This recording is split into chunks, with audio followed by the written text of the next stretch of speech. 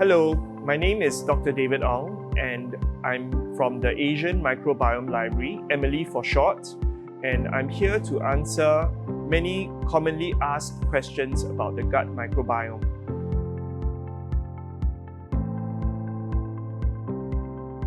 The gut microbiome is an ecosystem of genes and trillions of microorganisms that inhabit our intestines. They consist of fungi, bacteria, as well as viruses. And apart from the gut, we also know that there are microbiome ecosystems elsewhere in the body, including the skin as well as the vagina.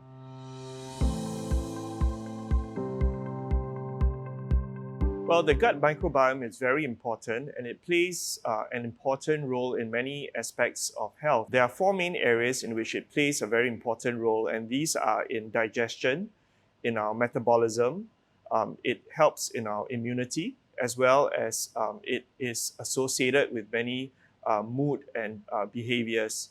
And an imbalance in the gut microbiome can result in disease states. In the past, we never used to recognize the value of fiber, but now we realize that fiber is actually a fuel for the microbiome, and ingestion of fiber actually helps to populate the gut with good bacteria.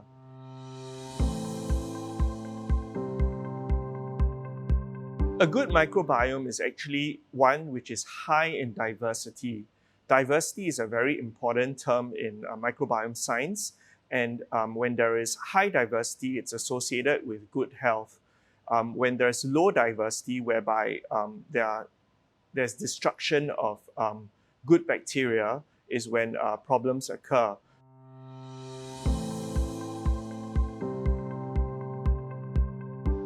So babies who are delivered vaginally or via cesarean section can develop different unique microbiome. So we know that as a baby travels through the birth canal, it can actually acquire the mother's vaginal microbiome. And this would be different from a baby who's delivered through a cesarean section. In a Singaporean study, we know that from the second trimester onwards, there's already unique microbiome profiles that are being developed in the baby. And we know that after birth, whether a baby is breastfed or bottle-fed would also result in a different microbiome profile. And of course, as a baby grows, they would then be exposed to different diets and environments, which would then further shape their microbiome.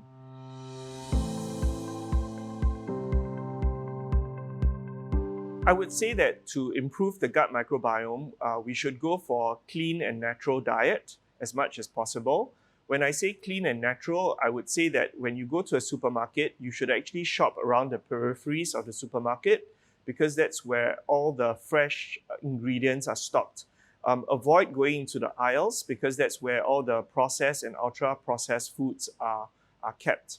And I would say that in terms of diet, I would advise my patients to increase their intake of plant-based proteins, as well as to eat more fermented foods, and I'll go more into that later.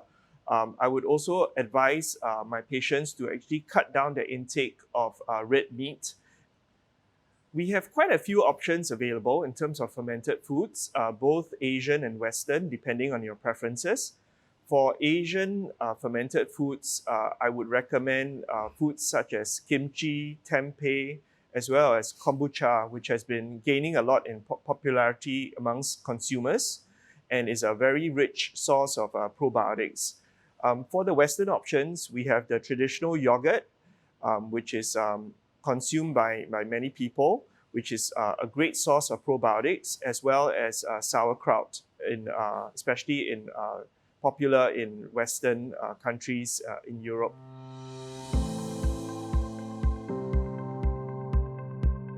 And some of the ways to improve gut health are general tips such as reducing your stress level, having enough rest and sleep, staying well hydrated, as well as eating a healthy, balanced, clean, and natural diet.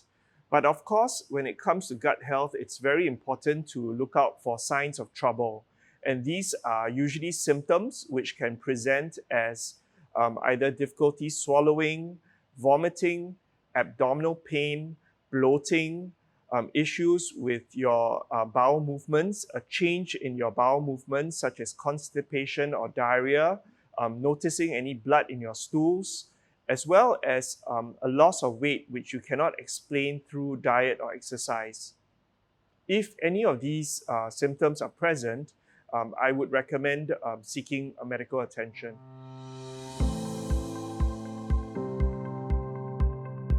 The gut microbiome does not only affect gut health, it also affects other organs such as the brain-gut axis and has been linked to neurological as well as mood-related conditions. So the brain-gut axis is basically a physical and chemical connection between the brain and the gut. And we know that the gut produces various neurotransmitters which can then affect brain health. So things that could be affected are your mood, as well as there have been links to memory in terms of Alzheimer's, and it can also be linked to behavioral conditions such as autism. What is fecal microbiota transplant? This is basically when we instill the healthy microbiome into a person who has a certain condition.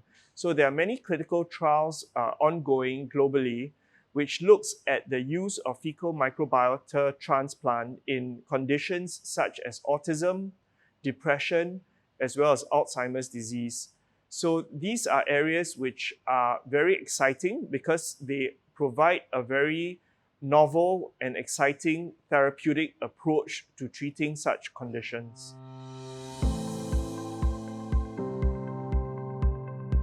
The gut microbiome varies in individuals according to quite a few factors, and these can be dependent on age, socioeconomic status, the patient's current health status, their genetics to a certain extent, whether the patient is pregnant or not, as well as their diet and other environmental exposures such as the type of medications that they are taking.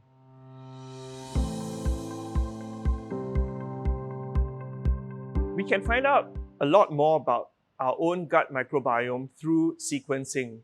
And this can be done through various companies that provide such a service.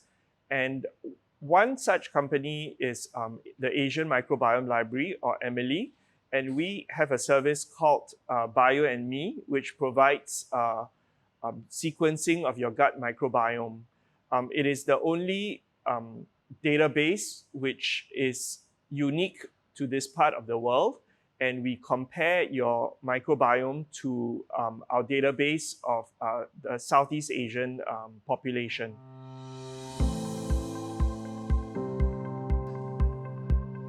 Antibiotics are not necessarily bad. Antibiotics are needed when there are pathogenic bacteria which need to be destroyed by antibiotics. The problem with antibiotics is that they can indiscriminately destroy useful bacteria in the gut, and this can result in dysbiosis. So in other words, the overuse or indiscriminate use of antibiotics is bad for the gut microbiome, and this can result in problems such as Clostridium difficile colitis with the overuse of antibiotics. So in other words, antibiotics are needed, but then they can cause problems in the long run, and if used indiscriminately or overused.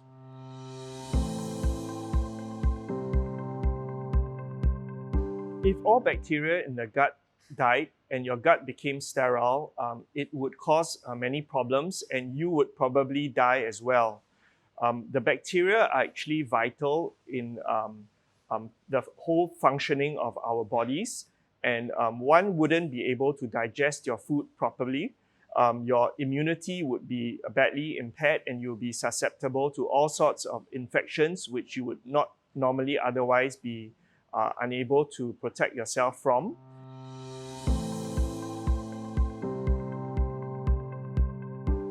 Over-ingestion of red meat has been linked to increased incidence of colorectal cancer.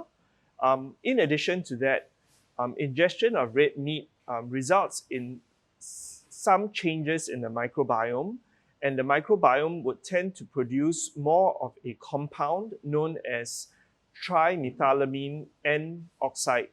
And this compound has been linked to an increased incidence of cardiac problems.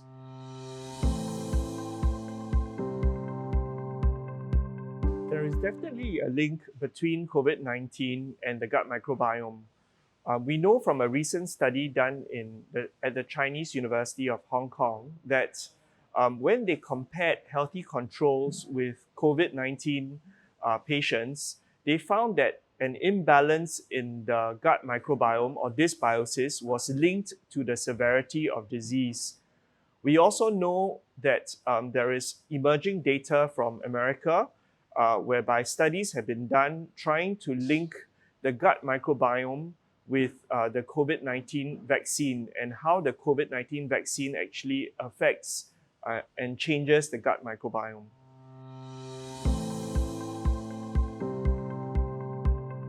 Well, there are quite a few cool facts about the gut microbiome. We know that when put together, the gut microbiome can actually weigh up to 2 kilograms. And we know that between different individuals, the gut microbiome varies. So for example, someone who is obese would have a completely different gut microbiome to someone who's skinny. And we know that the gut microbiome is also responsible for producing many of the essential fatty acids, metabolites, vitamins in our body.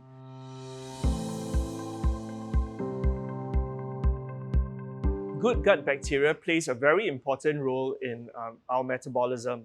One of the earliest studies to illustrate this were the experiments done on fat and thin mice. So when you instilled the luminal contents from a thin mouse into a fat mouse, it was found that the fat mouse became thin. And this sparked off lots of excitement amongst the scientists who then conducted further research into this area.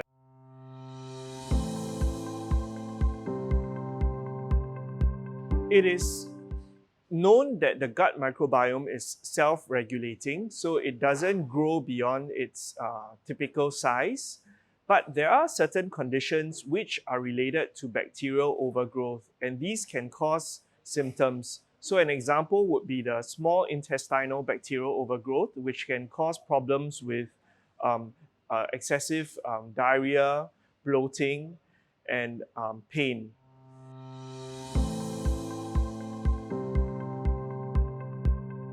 The probiotics that are currently available on the market are generic and off the shelf, and everyone takes the same number of strains of probiotics available. We at Amili prefer a more targeted and precise approach. We have a sequencing service called BioandMe, and this would enable one to find out what is their gut microbiome. Based on your gut microbiome sequencing, we are able to offer a specific set of probiotics which would target and address your deficiencies in your gut microbiome. We call this product Perform.